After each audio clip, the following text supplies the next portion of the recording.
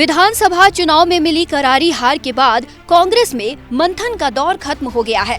अब नजर है तो सीधा लोकसभा के चुनाव पर। यही वजह है कि कुछ दिन पहले कांग्रेस ने मध्य प्रदेश से लेकर यूपी और उत्तराखंड तक अपने संगठन के नेताओं में बड़े बड़े फेरबदल किए और अब अपनी पार्टी का नेतृत्व कर रहे राहुल गांधी लोकसभा चुनाव से पहले एक और मिशन पर निकलने वाले हैं। ये मिशन है एक और पद यात्रा का। जी हाँ, सही सुना आपने। कांग्रेस नेता राहुल गांधी फिर से पद यात्रा पर निकलने वाले हैं।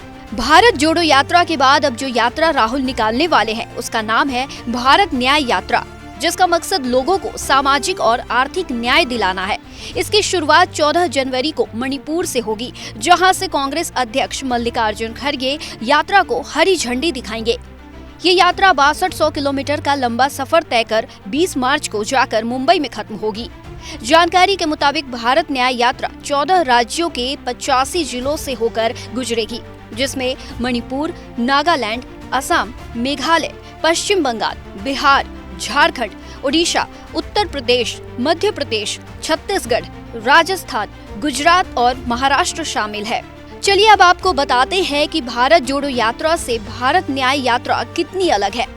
दरअसल भारत जोड़ो यात्रा की शुरुआत 7 जनवरी 2022 से 29 जनवरी 2023 तक चली थी, जबकि भारत न्याय यात्रा 14 जनवरी से 20 मार्च 2024 तक चलेगी। भारत जोड़ो यात्रा 136 दिनों तक चली थी। इसमें 12 राज्यों के 75 जिले शामिल थे और करीब 4080 किलोमीटर का सफर तय किया था, जबकि भारत न्याय यात्रा 14 राज्यों के 85 जिलों में 67 दिन चलेगी और 6200 किलोमीटर का दायरा कवर करेगी।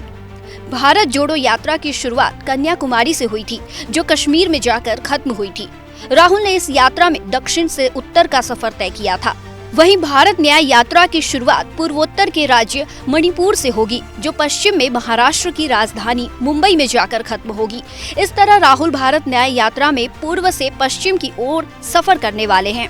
बहरहाल अब देखना ये है कि क्या भारत न्याय यात्रा को भारत जोड़ो यात्रा की तरह जनता का बेहिसाब प्यार मिलेगा। इस यात्रा को लेकर एक बड़ा सवाल ये है कि क्या भारत न्याय यात्रा के जरिए कांग्रेस की नया पार होगी। सवाल ये भी है कि लोकसभा चुनाव में इस यात्रा का कितना असर देश की जनता पर पड़ेगा।